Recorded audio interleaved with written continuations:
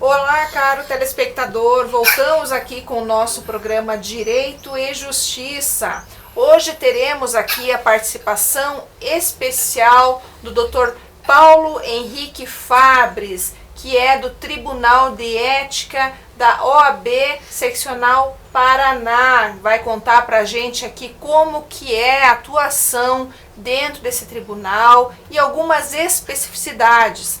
Temos também aqui conosco hoje o nosso Ney Daniel, que trará informações do mundo jurídico para vocês que estão aí, atualidades, e que, claro, também serve para te aproximar cada vez mais do seu direito. Te vejo daqui a pouco, após o nosso comercial.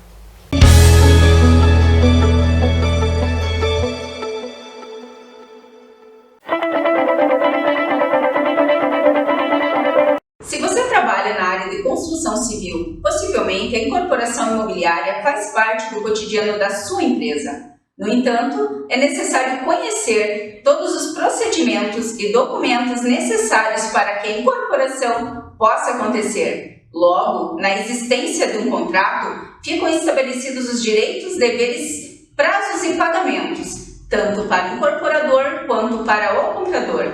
Pensando nisso, foi instituída na grande capital paranaense, Curitiba, a empresa Domínio Legal Soluções Imobiliárias, que é uma empresa que atua na gestão de incorporação imobiliária, visando atender você, incorporador. Para saber mais, ligue para 41 3044 1656 ou encaminhe uma mensagem para nós no 41 99985 9429.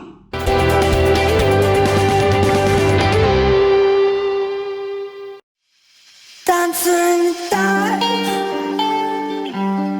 dancer in the dark, dancer in the dark, we're spinning around, dancer in the dark,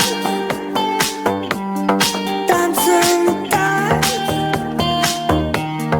dancer in the dark, we're spinning around.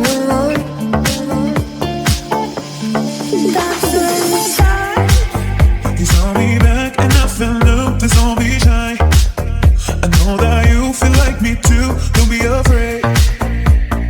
Give me your love, baby, give me your hand now, yeah.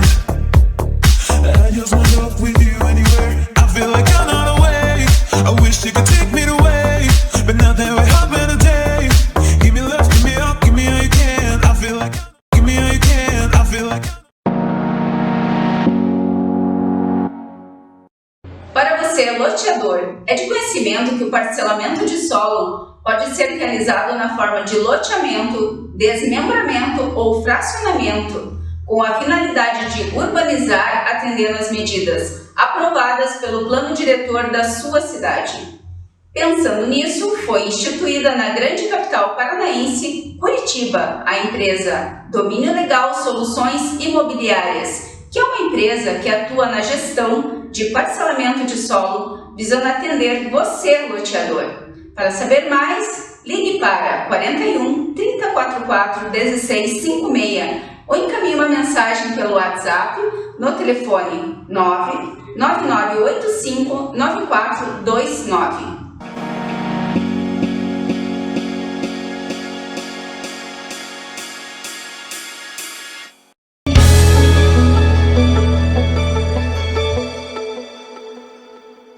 Teremos agora o Ney Daniel, que vai trazer atualidades do mundo jurídico. Ney, conta pra nós, o que aconteceu essa semana? Nos contratos de segurado não pode exigir contas por falta de interesse processual.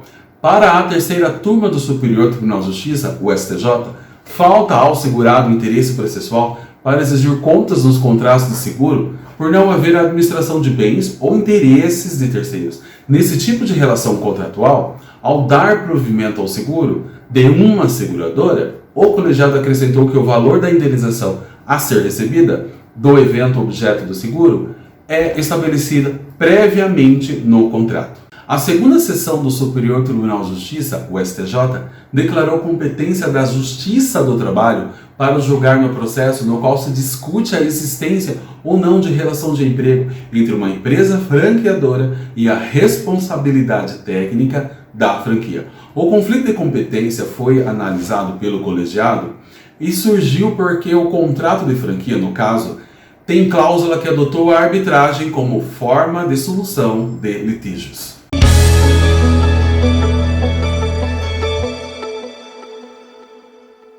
Olá, caro telespectador, voltamos então com o nosso Direito e Justiça aqui hoje na presença do Dr. Paulo Henrique Fabres, grande advogado aqui da capital paranaense. Dr. Paulo, seja muito bem-vindo. Muito obrigado. Eu fico muito feliz dele estar aqui conosco hoje, se dispôs a vir aqui falar sobre essa atividade excepcional que ele vem desenvolvendo no nosso Tribunal de Ética da OAB Paraná. O Dr. Paulo, antes até de eu começar a falar com ele sobre o que ele vem trazer para nós hoje aqui nessa discussão, vou até trazer um brevíssimo currículo dele. Tem muito aqui para falar, mas eu tenho que resumir, né? Até porque o nosso tempo também é um pouco limitado. Então, como eu preciso falar bastante com ele, nós vamos aqui nos limitar ao que é mais importante. O Dr. Paulo é formado pelo Centro, que é na verdade o Centro Universitário Curitiba, atualmente, né? Faculdade de Direito de Curitiba, né? Nós somos egressos, inclusive, né? Da mesma faculdade de Direito. Especialista também em Direito Aplicado pela Escola da Magistratura. Especialista em Direito Médico também pelo Centro Universitário Curitiba. Sócio na Macedo e Fabres Advogados Associados, com atuação nas áreas do direito civil, em especial do direito médico, direito de família e sucessões, e também direito contratual. E o mais aqui importante, até que eu trouxe aqui também, Dr. Paulo, não desprezando em absoluto toda a sua importância na atividade jurídica, mas é membro julgador titular da 2ª turma do Tribunal de Ética e Disciplina da OAB Paraná e da Câmara Especial do Tribunal de Ética e Disciplina da OAB Paraná. E professor de Psiquiatria Forense também. Dr. Paulo, que prazer imenso tê-lo aqui. Muito obrigado, o prazer é meu. Agradeço muito por ter vindo, né? Eu sei que aí o seu tempo é precioso, né? Tem tantas atividades, especialmente não só na advocacia, mas também no Tribunal de Ética e, claro, a vida da gente também, né? Como profissão, como pessoas, como família, né? Enfim, vivendo na família e para a família também. Imagino, eu que agradeço. Ai, que bom, Dr. Paulo. Olha, eu tenho muita coisa aqui para perguntar, muitas curiosidades sobre a atuação, sobre o Tribunal de Ética, né? Mas, inicialmente, até para o nosso público, nosso telespectador, que está sempre nos acompanhando semanalmente, eu gostaria de saber, assim, o que é, qual é a atividade, como está se desenvolvendo, melhor falando, a atividade no Tribunal de Ética, aqui da nossa OAB Paraná. Perfeito. Bom, nosso Tribunal de Ética, ele é composto, a Câmara Especial, por 33 julgadores, todos, ou grande maioria deles, presidentes das turmas, né? Nós temos hoje, salvo engano, são 15 turmas aí pelo estado todo, né? A gente atende todo o estado do Paraná e questões que envolvem aí a ética e disciplina daqueles inscritos no estado ainda cometidos fora do estado do Paraná, né? Em algumas situações mais excepcionais aí. Ou seja, por mais que não seja necessariamente aqui no estado uma atividade profissional desenvolvida por um membro inscrito, também pode repercutir e ser julgada aqui pelo nosso Tribunal de Ética, então. Exatamente. Nessas situações envolvendo, por exemplo, exclusão, né? Aqueles casos do reincidente, então 3 vezes suspenso, o sujeito entra dentro da hipótese de exclusão. Entendi. É uma das hipóteses aí de exclusão, né? E quais seriam, então, Dr. Paulo, imagino que a sua atuação aí, você deve ver várias hipóteses, enfim, várias situações do seu dia a dia que poderiam ser trazidas aqui para nós, até a título de esclarecimento para o nosso telespectador. Mas, assim, quais são aquelas que você vivencia mais, que você mais vê na sua prática diária? Dentro da turma, né, a gente precisa diferenciar, então, a Câmara Especial vai analisar as questões envolvendo especialmente exclusão, consultas, né, então os advogados que têm dúvidas sobre alguma questão ética, algum comportamento que ele, analisando o que a norma diz, né, e o comportamento que ele pretende, ele encontra ali, ele não encontra uma resposta dentro da nossa normativa, ele pode apresentar uma consulta, a Câmara Especial é quem vai responder essa consulta, né. Já as turmas são focadas em processos que analisam casos envolvendo suspensão, a censura, né? O artigo 34, os incisos ali trazem as hipóteses de infrações éticas, né? Além do artigo 2º do Código de Ética também, as questões de infração ética. Né? Então as turmas vão analisar mais em relação a isso. Dentro da turma, o que a gente vê, infelizmente, assim, um volume grande ainda, de casos envolvendo lucro completamente indevido e a falta de prestação de contas, que é quase, elas andam de mão dadas, dá para dizer assim, né? Então o sujeito que está lá, terminou um processo e eventualmente não repassa o valor, né, para o cliente, ou repassa um valor a menor do que o cliente teria direito, e encerra-se muitas vezes o processo, às vezes não por má fé, até por desconhecimento, acaba deixando de fazer um repasse coerente, e o cliente fica em dúvida, né, pede prestação de contas, ele não entrega, e aquilo acaba gerando muitas vezes um outro processo disciplinar, né, uma situação completamente evitável. Aí a gente também vê bastante esse tipo de situação. E na Câmara Especial, os casos de maior reincidência são as exclusões. Né? Exclusões normalmente por reincidência em suspensão. Então o sujeito é suspenso uma vez, 2 vezes, 3 vezes, não pede reabilitação, e aí chega lá dentro da exclusão, tenta muitas vezes alegar, tentar rediscutir o processo que deu origem àquilo, e a Câmara Especial não é aquele processo não é o meio adequado para isso. Né? Entendi. Então, esses seriam os casos assim mais comuns que vocês visualizam. E normalmente, como que depois de, por exemplo, o advogado ser instado a se manifestar, qual é o desdobramento disso, doutor Paulo? Tem uma resolução, ou esses casos eles acabam gerando de fato aí uma condenação do advogado? Como é que funciona isso? Perfeito. A gente tem todo o processo, o trâmite do processo disciplinar. Né? Começa então com a denúncia, ou recebida a denúncia porque o cliente ou o próprio advogado, né, algum advogado leva isso a conhecimento da ordem, ou por meio do nosso setor de fiscalização, que, graças a Deus, ele tem feito um trabalho muito competente, apesar da estrutura não ser aquela adequada, né, a análise de todo o Estado, ainda assim, a gente tem recebido um bom aparato. Dali em diante, segue-se para análise, se tem ou não algum indício, para que siga, então, a admissibilidade. Feita a admissibilidade, é instado o representado a trazer sua defesa prévia, traz a defesa prévia, indica ali as provas que pretende produzir. É importante lembrar, né, que testemunhas deste representado devem ser levadas por ele para essa audiência, ele vai indicar, e na sequência, sendo deferida a prova testemunhal, a instrução, que é a regra também, até para evitar nulidades, né? Ele mesmo leva essas testemunhas, salvo se ele justificar a necessidade da OAB vir a notificar essa pessoa, né? Tem que ter um motivo justo. A partir de então, feita a instrução, colhida a prova, volta para que a instrução, o setor de instrução, então, encaminhe ao parecer preliminar. O parecer preliminar analisa, dá o enquadramento dessas condutas, ele não vai fazer uma análise prévia de condenação ou não. Ele faz só o enquadramento. Feito o enquadramento, então abre-se as partes, né, para que tragam suas alegações finais, e em sequência volta ao relator aí, julgador, e aí que eu acabo entrando nessa função para pautar isso, né, e levar então a sessão de julgamento. Nas turmas ela é composta de no mínimo 3 julgadores, né, e a gente tem uma especificidade dentro da sessão de julgamento que eu acho bem oportuno. A gente já tem visto isso algumas vezes no tribunal, apesar de não estar na norma, eles têm feito, que é o voto prévio à sustentação oral. Então o relator vai relatar o processo, abre-se para que os colegas façam questionamentos sobre os fatos, então ele lê o voto. Feito a leitura do voto, o representado e o representante, se tiver, obviamente, dentro da sessão, né, é muito raro acontecer, mas às vezes existe, façam as suas sustentações, e para em sequência ser tomado o voto dos colegas e enfim finalizar ali o julgamento. Ou seja, é todo um trâmite muito parecido, inclusive, com um trâmite de um processo judicial, né? Sim. Ele tem todas as suas peculiaridades, que são, né, claro, né, aí que seguem um rito, né, específico, né, de processo dentro da OAB, né, um processo disciplinar, mas ao mesmo tempo se assemelha, né, com aquilo que nós advogados, né, já conhecemos ali também do processo, né, seja ele independentemente da área trabalhista, civil, criminal, mas que também tem o seu trâmite, né, regular ali, que deve ser devidamente respeitado, com amplo direito aí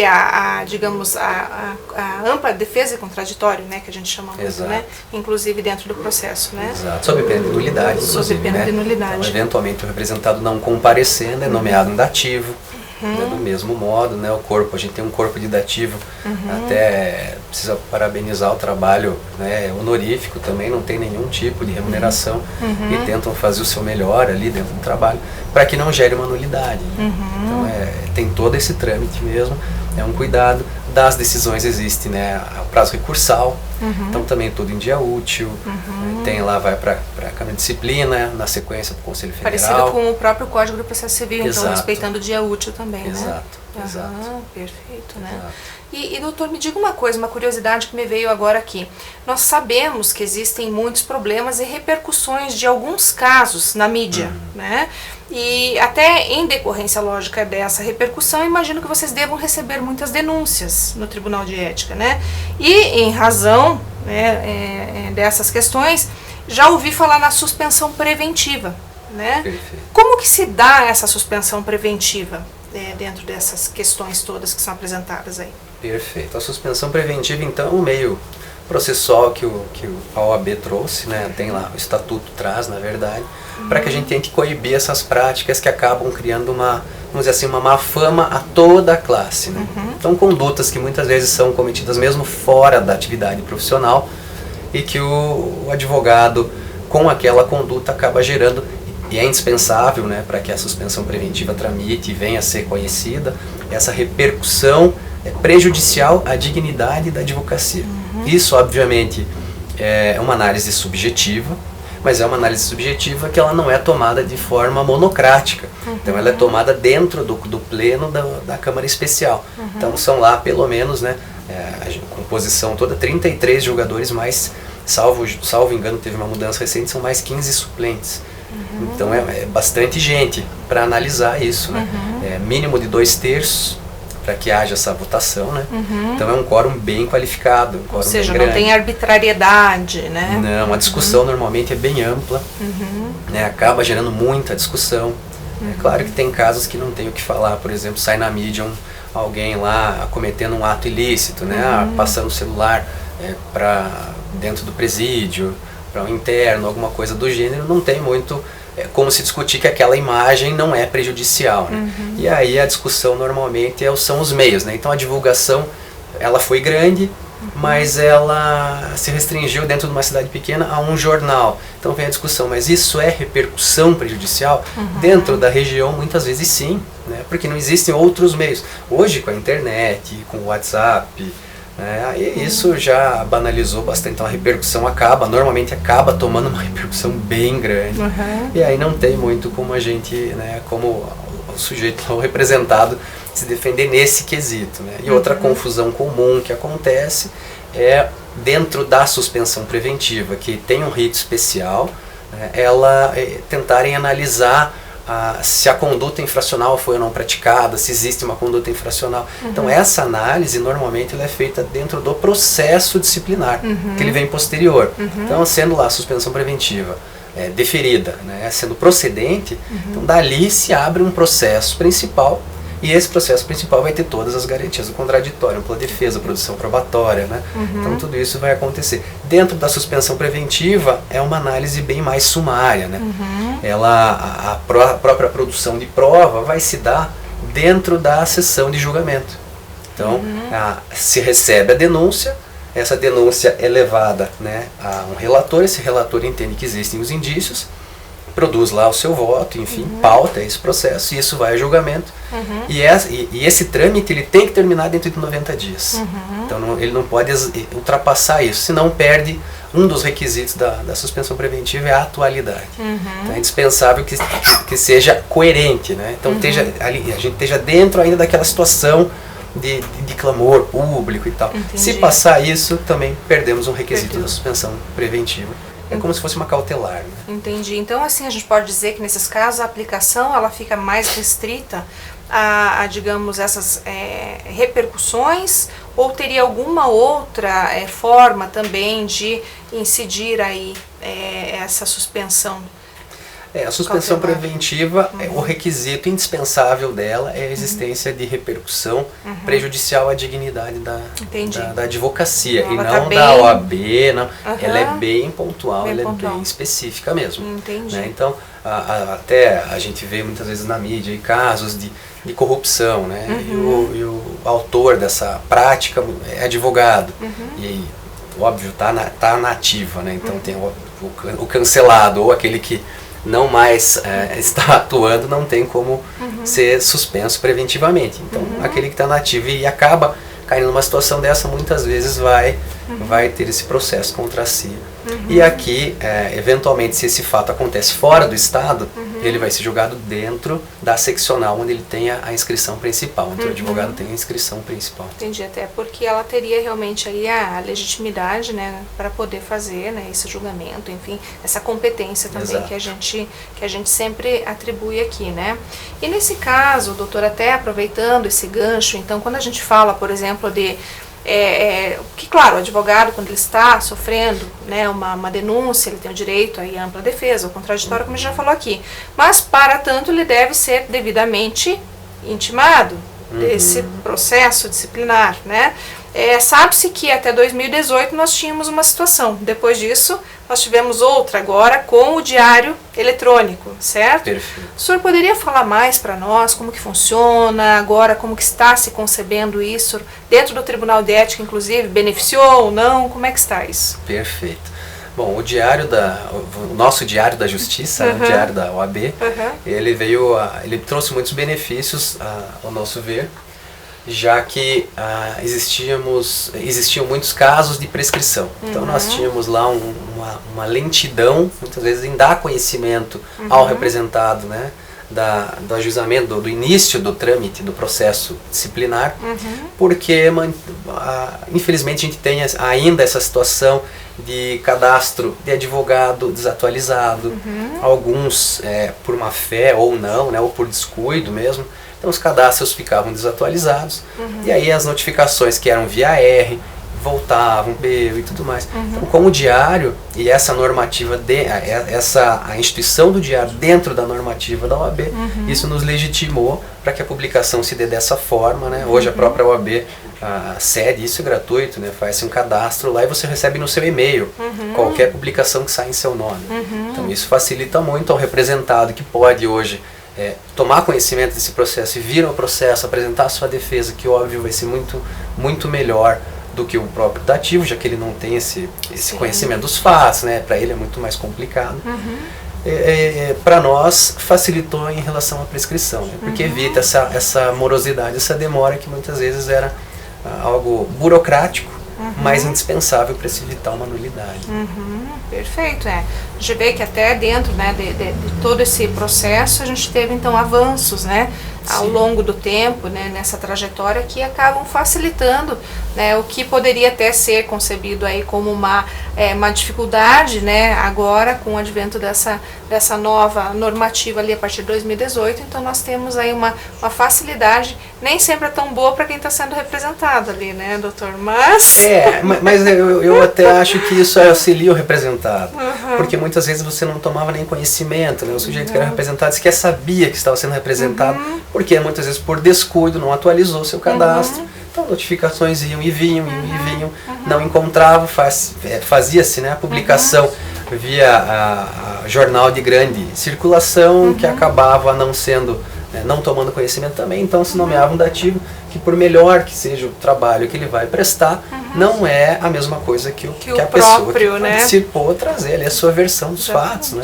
Porque ele também vai trabalhar com aquilo que ele tem, com as limitações, né, que são aquelas usuais ali, tal como um defensor público, por exemplo, né? Exato. Que não conhece os fatos, não conhece nem sequer aquele que está sendo ali defendido no processo e acaba tendo que fazer algo de forma genérica. Exatamente. Né? Exatamente. Então, exatamente. por esse lado, foi muito benéfico, Sim, né? eu entendo que seja benéfico a todos, né? Claro que aquele que queria se Se ocultar, esquivar, né? aí dificultou, da né? notificação que chegaria ali, né? Com Aí acabou certeza. criando um dificultador. Aham, com certeza.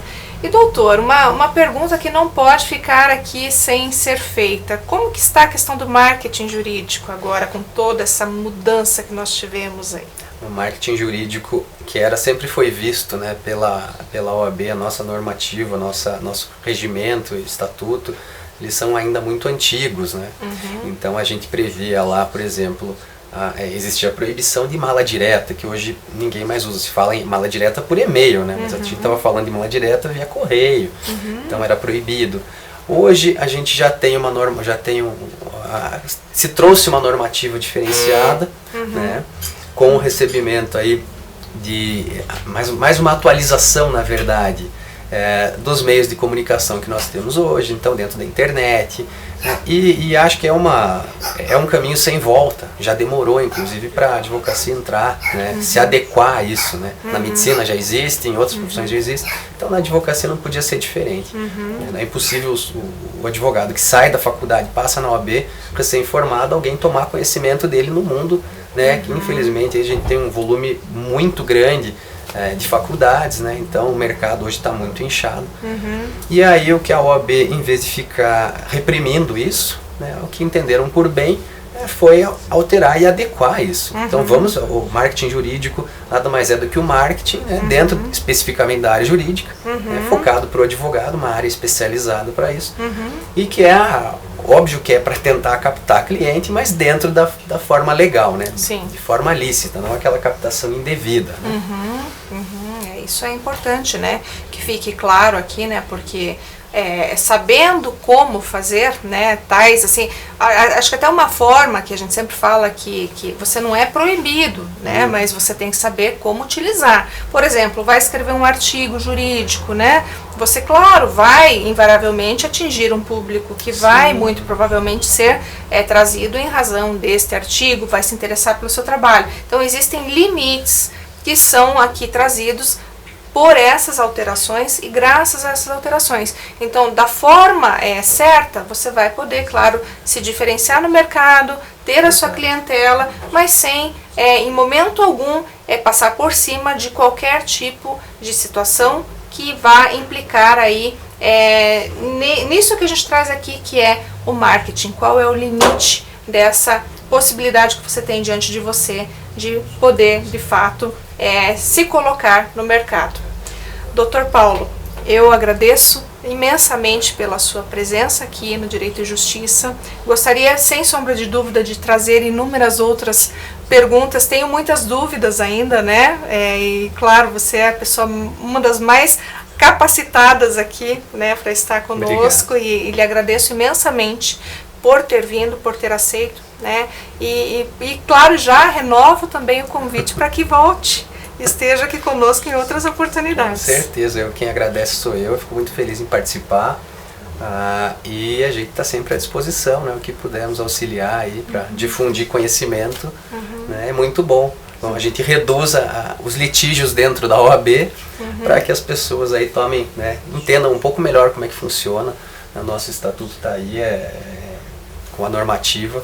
Então é importante tomar conhecimento para não errar, né? Isso, exatamente. É isso que a gente sempre preza aqui, né? Especialmente para o novo advogado, né? Aquele que está ingressando nos quadros, né, da OAB, para que possa exatamente saber como atuar, para que já não tenha um prejuízo aí no início da carreira por desconhecimento, né? Acaba se atropelando, né? Muitas vezes passa pela faculdade, não vê exatamente aí como deve se portar. Nós temos aqui o próprio estatuto, o Dr. Paulo até pode mostrar aqui para nós, né, esse compilado excelente que nós temos aqui, né, que é utilizado até, né, Dr. Paulo, nos julgamentos lá, né, com precedentes, inclusive, né?